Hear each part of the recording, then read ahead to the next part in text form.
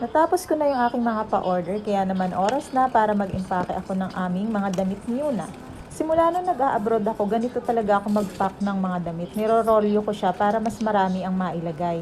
Kaya lang, kahit na gaano kalaki nga pala yung luggage mo ngayon, 20 kilo lang yung pinakamataas or yung maximum weight allowed. So, eto, hindi ko siya masyado sisiksikin dahil ito ay masyadong malaki yung aming luggage. So, ayan lang naman, light-light lang ang mga ilalagay natin. Kaya lang, eto pa, marami pa pala akong kailangan ilagay. Ayan, ito ang baon ni Madam, nakalagay sa lunchbox.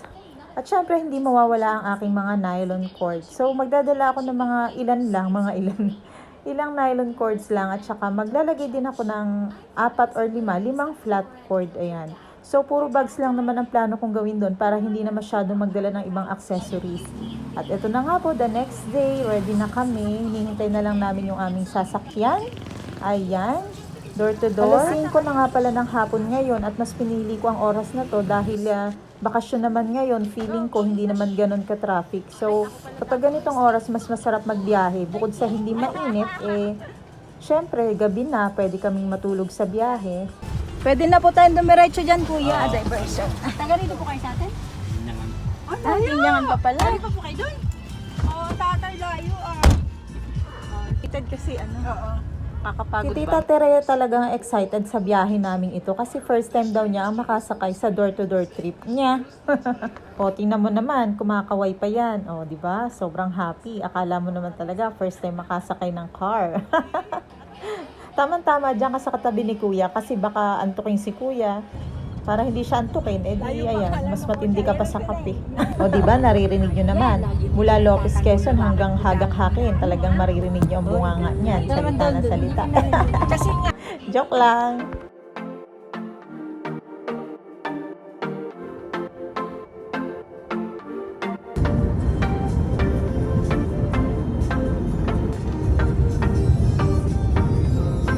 Dapat tulog ako.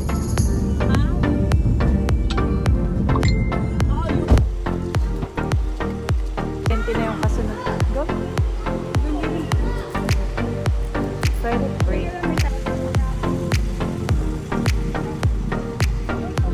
Ay, ano pala?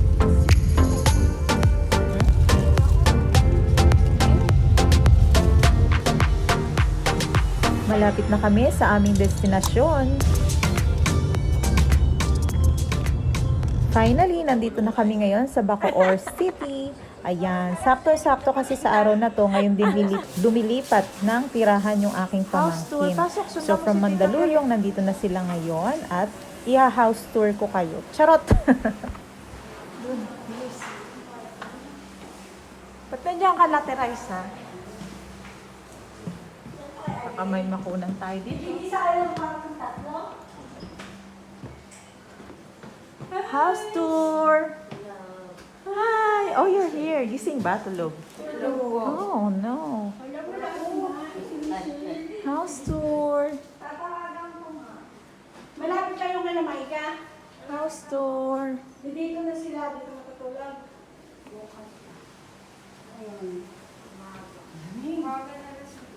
House tour! Ay, nasipa ko yung chinela.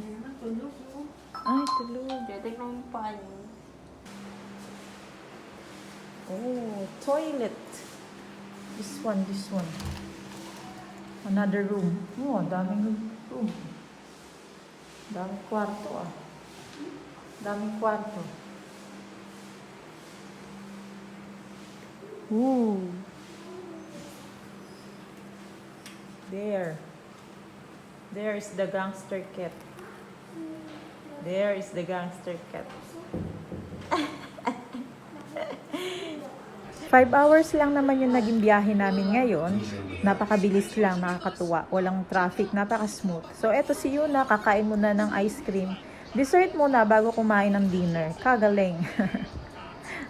Sarap ba, baby? At dahil eto na nga, hinintay pa namin dumating yung aming order from Jollibee, kaya medyo natagalan din ang aming pagkain. Ayan. Pagkatapos namin kumain dito, dapat matutulog na kami. Kaya lang, lumabas pa sila. Naiwan na lang kami ni Yuna. Bumalik sila dito ay 7 AM na.